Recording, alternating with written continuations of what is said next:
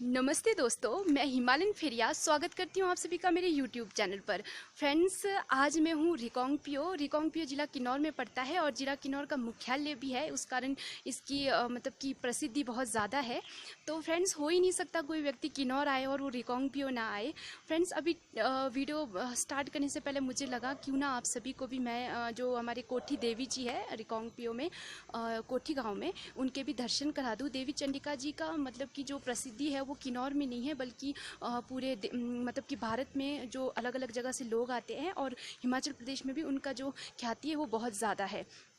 तो हमारे किन्नौर में ये मानते हैं कि किसी भी जो चीज़ की जो जब शुरुआत करते हैं तो ये मानते हैं कि जो हमारे किन्नौर में जो हमारे देवी देवता होते हैं, कुल इष्ट होते हैं, उनकी मतलब आराधना से ही शुरू करना चाहिए। तो मुझे लगा आज मैं अगर रिकांगपिओ आई हूँ और यहाँ पे आप सभी के लिए एक व्लॉग बना रही हूँ, तो मुझे लगा आप सबसे पहले मैं आप सभी को भी कोठी देवी जी जो है उनके दर्शन करा दूँ, चंडिका देवी जी के, और यहीं से मेरे इस व्लॉग की मैं शुरुआत करूँ। वैसे आज मैं आप सभी को बता दूँ, किन्नौर में मतलब रिकांगपिओ में हल्की हल्की बारिश हो रही है। पिछले कल से ही मानसून किन्नौर में आ चुका है और बहुत अच्छा मौसम है। और वैसे आप सभी को लगेगा कि थोड़ा सा मतलब कि धुंधला सा आ रहा है, उसके लिए मैं माफ़ी चाहूँगी, क्योंकि बारिश होने के कारण वीडियो कुछ ऐसा ही बन रहा है। और देख सकते हो मेरे ऊपर से पानी की बारिश की बूंदें टपक रही है, क्योंकि ऊपर एप्पल का पेड़ है, देख सकते हो। यहीं मुझे ठीक लगा तो मैं यहीं से वीडियो बना रही हूँ। तो चलिए आप सभी को दर्शन कराती हूँ कोठी देवी जी के।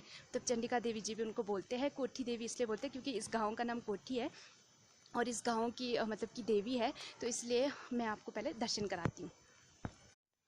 शुरुआत करते हैं ब्लॉग की माता चंडिका देवी जी के मंदिर से। ये मंदिर है रिकांगपिओ से 3 किलोमीटर दूरी में कोठी गांव में। कोठी गांव में होने के कारण माता रानी को कोठी माता भी बोला जाता है। कोठी गांव का नाम है, माता रानी को कई लोग इसी नाम से जानते हैं। और अंदर से दर्शन हम नहीं कर सकते हैं क्योंकि कोविड के कारण ये मंदिर बंद है। जैसे कि स्थानीय लोग भी बाहर से ही दर्शन कर रहे हैं, तो हम भी इस मंदिर के दर्शन आज बाहर से ही करने वाले हैं। जो देवी चंडिका जी है उनका अपना ही एक विशेष स्थान रहा है जिला किन्नौर के इतिहास में। तो वो सब जो भी इतिहास है वो आप सब तक मैं पहुंचाती हूँ। दोस्तों, चंडिका देवी जी एक हिसाब से क्वीन मानी जाती है सायराक की। सायराक रिकांगपिओ से लेकर के जो रोपा विलेज है वहाँ तक पूरा एरिया सायराक माना जाता है किन्नौरी में। ये देखिए, काफ़ी पुराना शिवलिंग भी यहाँ पर है।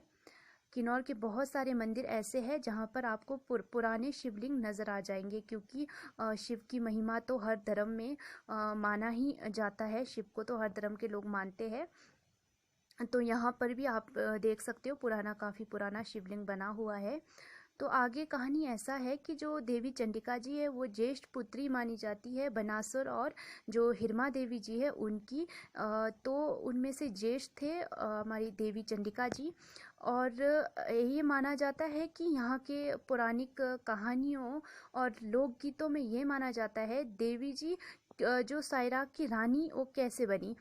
ये माना जाता है कि एक समय ये जो जितना भी रिकांगपिओ या ये सायराक का एरिया है भूत प्रेत पिशाचों से भरा रहता था, और देवी जी ने अपनी शक्तियों के बल पे ऐसे जो बुरी शक्तियाँ उनका विनाश किया था। और अपनी एक जो शक्ति है, अपनी जो मतलब एक हिसाब से कहो अपनी शक्ति का मतलब परिचय देते हुए देवी जी ने अपनी सकारात्मक शक्तियों द्वारा अपने आप को यहाँ पे स्थापित किया इस सायराक के बीचों बीच। देवी जी सिर्फ आज के समय में एक धार्मिक मान्यता नहीं है किन्नौर के लोगों के लिए। एक हिसाब से देवी जी समाज सेवा भी करती है। देवी जी के मंदिर में जो एक हिसाब से मंदिर ट्रस्ट ही कह सकते हैं जो बना हुआ है, उसके द्वारा आज के समय में देवी जी बहुत सारे लोगों की मदद भी करती है। जैसे बुजुर्ग लोगों को पेंशन देना, कोई भी असहाय व्यक्ति है जो भी माता रानी से मदद मांगता है उसकी भी मदद माता रानी करती है। तो इसलिए उस वक्त माना जाता है कि देवी जी ने बहुत सारे मतलब कि जो बुरी शक्तियाँ थे उनका विनाश किया, और यहाँ पर देवी जी ने अपना अपना मतलब कि निवास देवी जी ने इस जगह को चुना। ये तो मैंने जानकारी दी आप सभी को चंडिका देवी जी के बारे में और उनका क्या इतिहास रहा है उसके बारे में। यहाँ पे 2 मंदिर है और यहाँ पे सिर्फ चंडिका देवी जी नहीं रहते हैं, साथ में काली देवी जी का भी मंदिर है। और अगर अभी कोविड नहीं होता तो हम दोनों ही देवियों का दर्शन कर सकते थे। उनको दर्शन के लिए नीचे वाले मंदिर में ही रखा जाता है। साथ में ये वाला मंदिर मुझे लगता है, यहाँ पे देखिए एक प्यारा सा कुंड बना हुआ है, तो मुझे लगता है ये मंदिर नाग देवता के लिए समर्पित होगा, क्योंकि यहाँ यहाँ पानी भी है और नाग देवता के जो प्रतीक है वो भी लगे हुए हैं, तो इससे मैं अनुमान लगा रही हूँ कि ये नाग देवता जी का मंदिर होगा। वाकई ये मंदिर नीचे वाले मंदिर से ज़्यादा खूबसूरत है। और आप देख सकते हो जो किन्नौर के मंदिर होते हैं वो कुछ इस तरीके के होते हैं। इसमें जो छत होता है वो स्लेट का लगा होता है। साथ में ये ग्राम पंचायत कोठी का आंगन है, यहाँ पर ही ग्राम सभा की बैठकें होती है। आप देख सकते हो ये गांव बारिश वाले मौसम में सच में बहुत सुंदर लग रहा है। अब हम यहाँ से चलते हैं। अब आपको मैं सेकंड जगह ले जाती हूँ, वो है महाबोधि। उसका जो रास्ता है वो सीधा इस मंदिर के पीछे से जाता है। वो एक हिसाब से ऐसी जगह है जो पूरे रिकांगपिओ से दिख जाता है। महाबोधि में शाक्य मुनि जी का बहुत ही बड़ा एक स्टैचू है जो पूरे रिकांगपिओ से दिख जाता है। तो चलिए अब हम वहाँ चलते हैं। देखिए दुंग्युर, और ये प्यारा सा इसको छस्तिन बोलते हैं, ये छस्तिन, और कुछ और भी बोलते हैं उन्हें, मुझे पता नहीं है। देखिए कितना अच्छा लग रहा है। ये ना गांव का जो एंट्री होता है या जहाँ से गांव से बाहर को निकलते वहाँ बनाया जाता है इसे। मैं भी इसको घुमा लेती हूँ।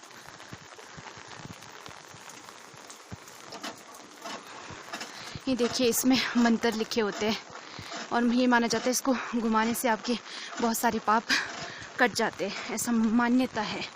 अब मैं आप सभी को लग रहा होगा मैं यहाँ से कहाँ जा रही हूँ इतनी तेज़ बारिश में। ऐसा लगता है ऐसे बारिश में तो कहीं तो ऐसा होता है ना कि सोए रहे और एक चाय का कप हो हाथ में। तो मैं तो इस टाइम घूम रही हूँ। अभी मैं आप सभी को यहाँ से लेके जा रही हूँ महाबोधि। तो आगे आगे चलते हैं, मुझे थोड़ा समय लगेगा।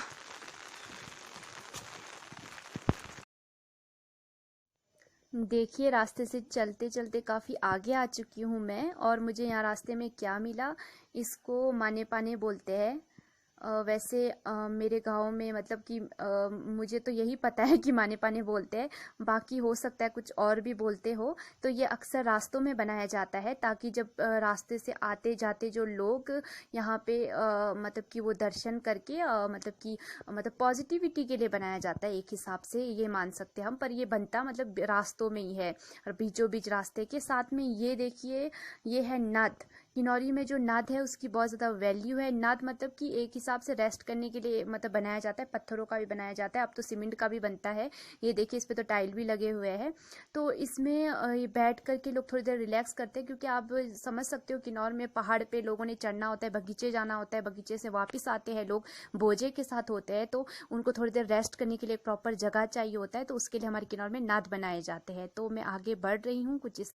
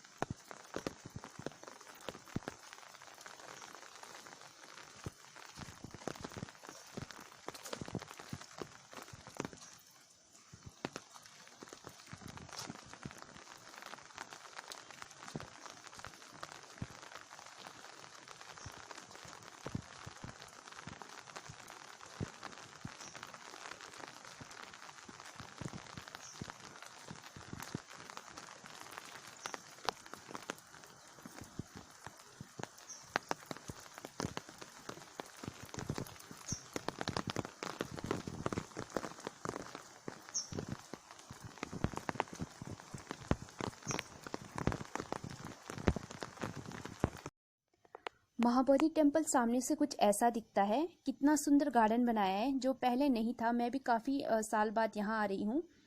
अब बात करती हूँ इस बुद्ध मठ के बारे में।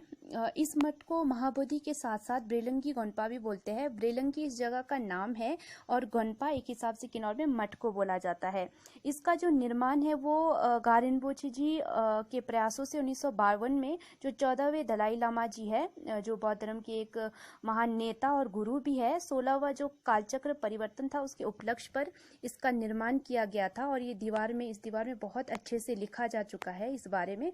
और साथ में इसमें जो किन्नौर महाबोधि सोसाइटी है उसका वर्णन भी देखने को मिलता है। किन्नौर महाबोधि जो सोसाइटी है उसकी स्थापना 1983 को हुआ था रारंग गांव में, और ये बाद में रारंग से शिफ्ट होकर के यहाँ आया था रिकांगपिओ में, क्योंकि इस मठ का जो फायदा है वो पूरे किन्नौर के लोग उठा सके, इसलिए इसको रारंग से यहाँ पर शिफ्ट किया गया। और इस साथ में जो शाक्य मुनि गौतम बुद्ध को बोला जाता है, इनकी प्रतिमा है 60 फीट ऊंची है। इसकी स्थापना भी 1952 में दलाई लामा जी द्वारा ही किया गया था।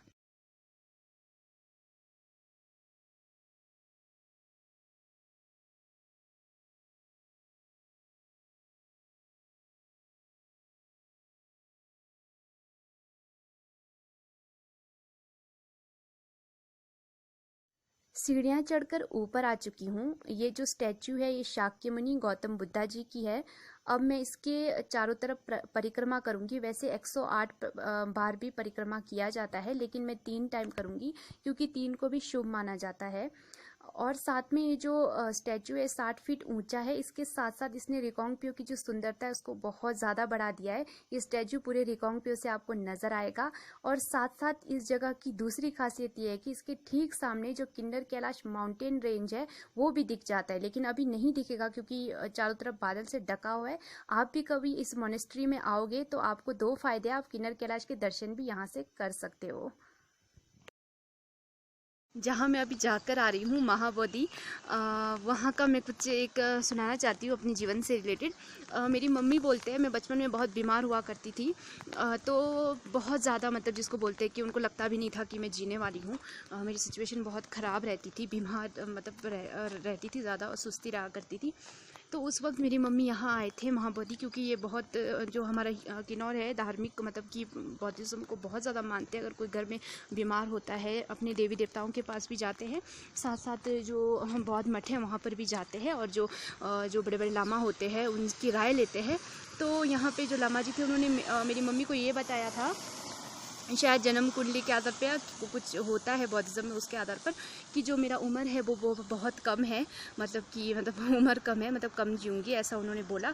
और उन्होंने समाधान भी दिया कि कुछ एक कुंडा होता है बौद्धिज्म में, उसको वो मतलब कि वो कुंडा जंगू करके उसको मतलब कि किसी बौद्ध मठ में दे देना जहाँ पे धूप बत्ती लगेगी उसको, तो ऐसा करके हो सकता है मेरा उम्र बढ़ जाए।